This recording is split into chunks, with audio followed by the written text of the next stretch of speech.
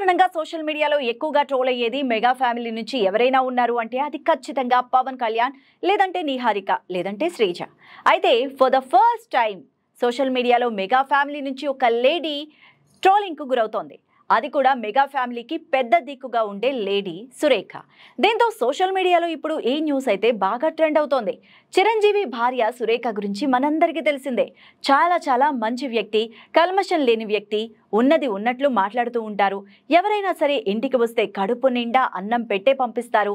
అది star hero కావచ్చు, బడా సెలబ్రిటీ కావచ్చు, మెగా ఫ్యామిలీ అంటే ఇష్టపడే మెగా అభిమానులు కావచ్చు.